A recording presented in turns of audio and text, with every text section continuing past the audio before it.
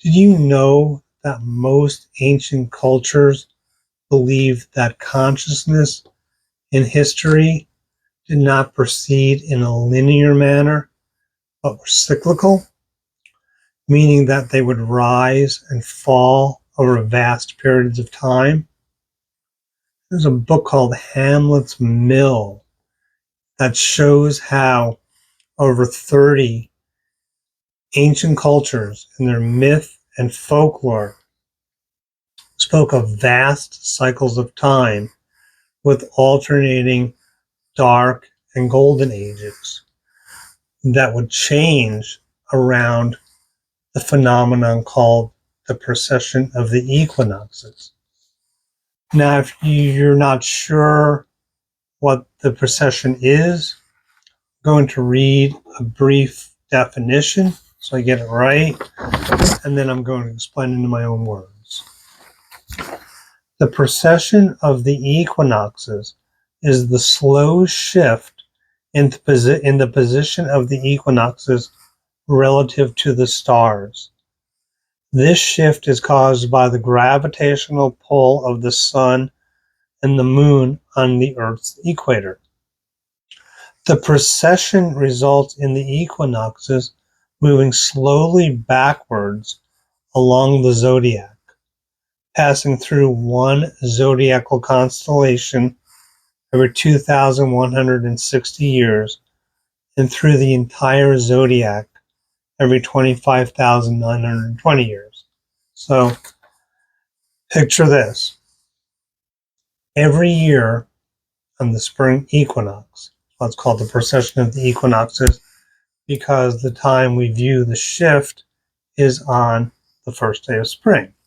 So picture yourself every year on the spring equinox facing due east at sunrise. If you lived long enough, you would notice that over time, the constellation that the sun rises in, they slowly move in a westwardly direction. When I say long periods of time, 26,000 years, it's 1 degree every 72 years. So it's almost imperceivable in your average human lifespan.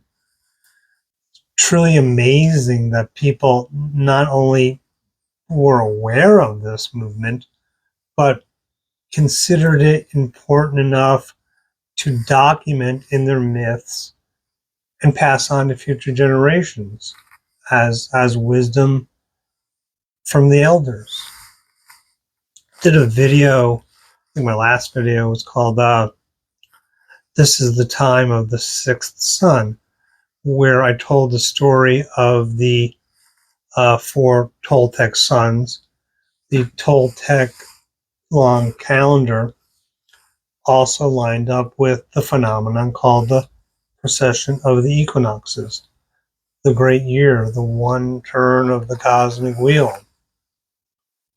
In that time, there were 4 suns, 2 day suns and 2 night suns, a feminine day sun and a masculine day sun, a feminine night sun and a masculine night sun. During day suns, we look outwards to find enlightenment, outwards to seek God, and outwards for satisfaction in life. During night suns, we're looking inward for enlightenment, inward for God, and inward to find meaning and satisfaction in life. Say they documented 4 suns over this long period, 26,000 year period called Precession of the Equinoxes. And they're not the only ones. There is the Vedic Yuga cycle, the modern Yuga cycle of Sri Yukteswar also revolves around the precession of the equinoxes. Much like the Toltec suns, where we have the 2 masculine suns being kind of materialistic ages, and the two feminine suns being more etheric, spiritual ages. In the Vedic Yuga cycle, we have an ascending, spiritualizing arc, and a descending, materializing arc. An involution and an evolution. And familiar with the term involution, let me read another quick definition. I want to say this right, and it can be a little complex. Okay, the period of time devoted to the attainment of self-consciousness and the building of the vehicles through which the spirit of man manifests is called involution. Its purpose is to slowly carry life lower and deeper into denser and denser matter for the building of forms, till the nadir of materiality is reached, the low point. From that point, life begins to ascend into higher worlds. This succeeding period of existence, during which the individual human being develops self-consciousness into divine consciousness, is called spiritual evolution. And it sounds a lot like what people are saying is going on now with, the Great Awakening and our ascension. A lot of people believe it. I believe it myself. I believe we are in an ascending age. Human consciousness is growing every day. But no one really gives a reason as to why this is happening. Honestly, if you know, you could say a specific reason someone says, put it in the comments. I'd love to hear it. But this grand cycle of involution, descending into matter, and then evolution, spiritualizing and ascending out of matter into more etheric realms, ascension, caused, as the ancients say, by this long period called Precession of the Equinoxes. Now, the traditional explanation for precession, the definition didn't really carry that, but is what they say is because the equator of the Earth is pulled by the gravity of the sun and the moon, it bulges out a little bit, kind of like a top. So it makes the Earth a bit unstable. And while it rotates on its axis, it wobbles a little bit over a long period of time, about 1 degree every 72 years. Whole cycle to go one wobble, to which they say causes the stars to precess, takes about 26,000 years. All of the zodiacal constellations, the ones we know of, this is the dawning of the age of Aquarius. Well, what does that mean?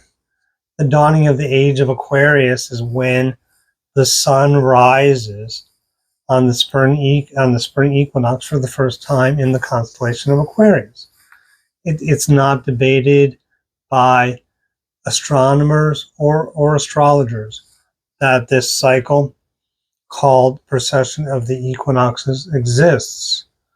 And just like the Yuga cycle and the Mesoamerican cycle of the suns,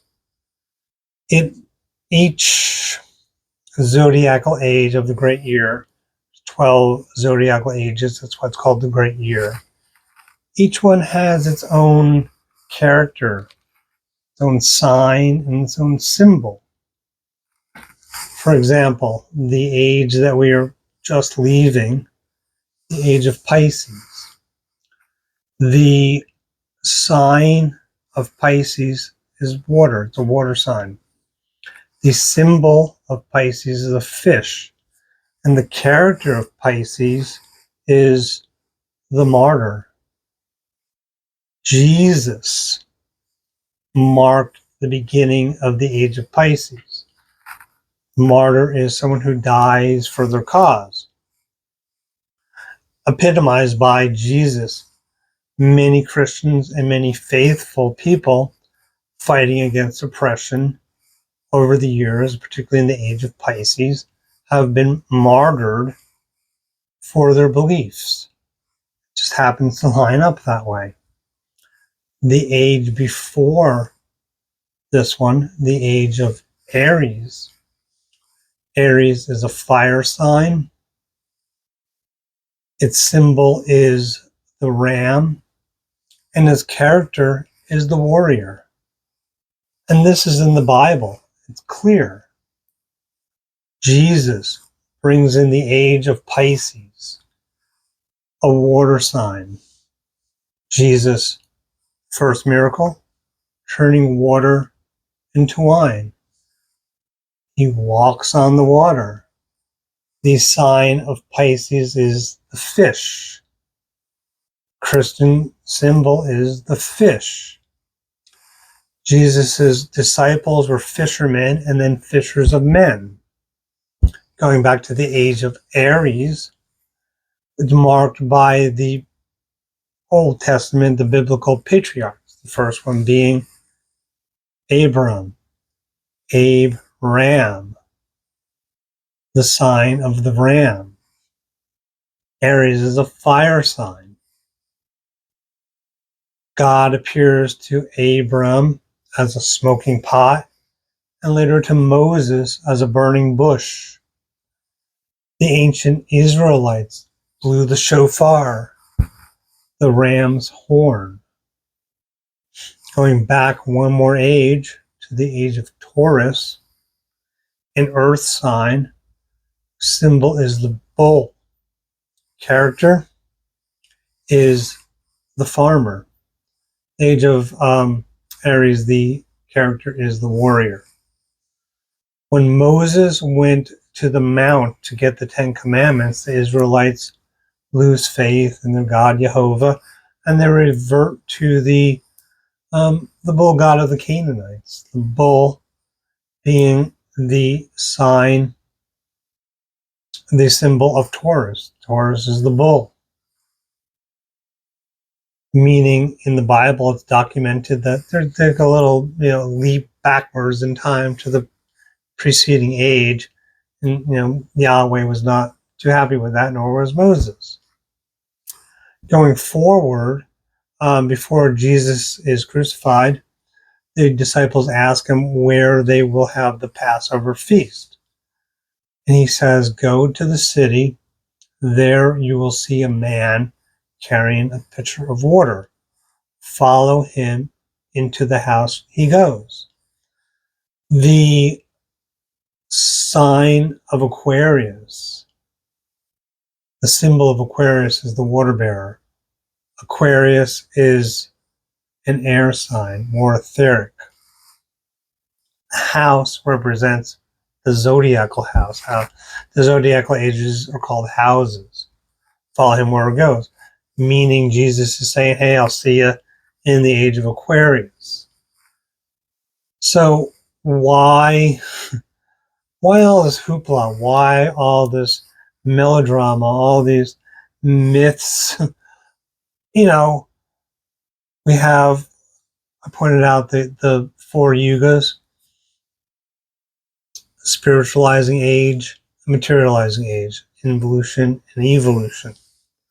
We have the four suns, where they're saying the sun actually changes over this great cycle. Every zodiacal age has its own sign, symbol, and character. I described four of them. And like I said, Hamlet's Mill, thick book, documents over 30 ancient cultures, their myth and folklore detailing these long periods of time. Late ages and dark ages, ages of enlightenment and ages of ignorance, the rise and fall of civilizations. So they're telling us that all this is caused by a slight wobble in the Earth that's almost imperceivable during your average lifetime. No way. There's no way this is causing that. It's not happening. That would not cause people to create, because people didn't create it. They remembered it. They noticed that each zodiacal age has a different flavor, a different character. Each sun, a different flavor, a different character. Each yuga, a different flavor, a different character. Some of them were periods of ascending consciousness and the rise of civilizations, and the other ones were descending consciousness, where civilizations are in decline and fall. What would cause that? That would really be caused by a little wobble in the Earth? I don't think so. There is a man named Walter Cruttenden. You can look him up, along with, I mentioned him earlier, Sri Yukteswar, who is the creator of the modern Vedic Yuga cycle. And what they say is that another way that precession would be caused, rather than just this wobble in the Earth, like noticeable, would be if our sun were gravitationally linked to another star system, and you had this long orbit, 26,000-year orbit of our sun, and it's dual. According to Walter Cruttenden, the most likely candidate for our dual, our star system that our sun is gravitationally linked to, is Sirius. And Sirius itself is like a 3-star system. Stars are great emitters of electromagnetic radiation. And what happens when 2 stars are gravitationally linked? And by the way, NASA says that at least 80% of stars that we know of are in a binary or trinary star system. So if Sol did not have a partner, that would be the minority. That would be one of the few rare exceptions. What happens when 2 stars are gravitationally linked? Let's say this is Sol, our sun, this is Sirius.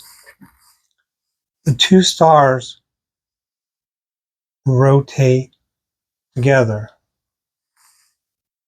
coming closer together and then further apart. Picture that taking a very long cycle, a 20,000-year cycle, which not only does Sol approach a very powerful emitter of electromagnetic radiation, Sirius, a tri-starred system, it's moving through various parts of space. It's moving in this long orbit and catching different levels of photons, different levels of electromagnetic radiation, all of this. And what these gentlemen, Sri Yukteswar and Walter Cruttenden and others, are saying is not only is this orbit of the 2 stars the cause of precession, because you think about going around in a long cycle, what would happen? The stars over time would move through the sky as the solar system moved in its orbit. Not only that, as they encounter each other, the electromagnetic radiation from our dual changes our consciousness, as does the sun moving throughout the galaxy in its long orbit. Now, if you're into astrology, no one argues that, Pluto's long orbit as it moves through each house of the zodiac. Pluto just left the house of Capricorn and is now in the house of Aquarius.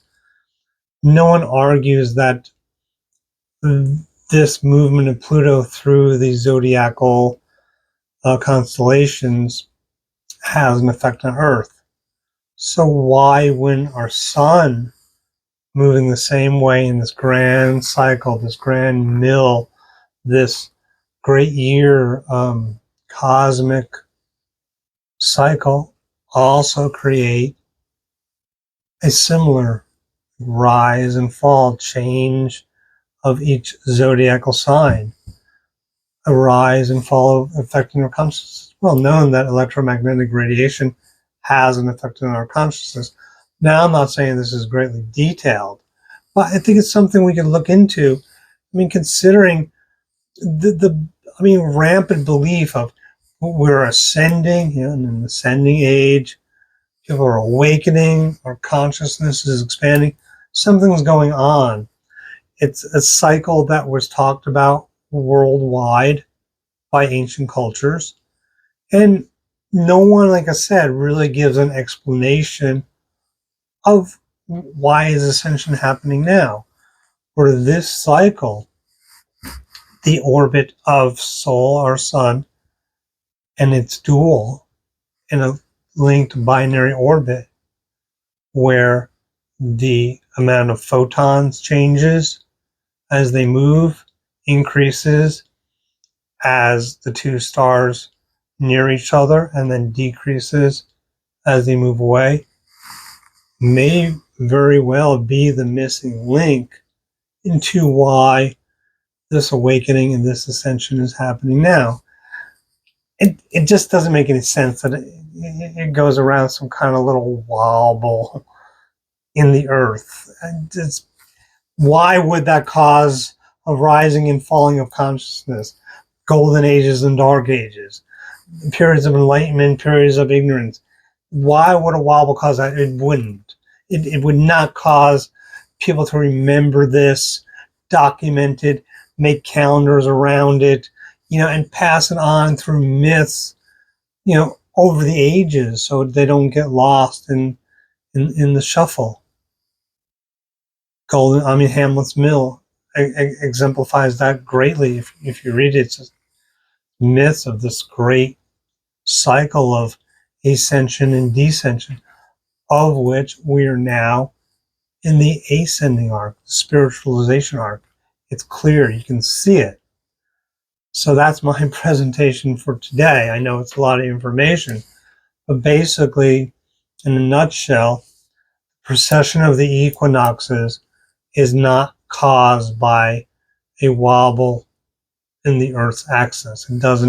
It may wobble, it may not. It's caused by our entire solar system being in a binary orbit with another star, the most likely being Sirius. Because Sirius is called the dog star. Why? Because it dogs us. It means it doesn't move. Sirius doesn't precess. So that's why Mr. Cruttenden thinks that it's the most likely candidate for a duel, because that's what you would expect if two stars were linked like that and they were just kind of orbiting in unison. It would remain in a constant fixed point in the sky, which Sirius does. There's a lot here for speculation, and there's a lot of room for comments and questions. I hope you enjoyed this, and as usual, if you like these type of videos, I love long cycles of time and long videos. So remember to subscribe to my channel, like the video, share. What that does is it gives the algorithm the thumbs up that, hey, this is a good video, it needs to be shared with other people. So if you're into these things, ascension, awakening, and the cause behind it, ancient cycles, subscribe, like, and share. And as usual, I'll see you in the next one.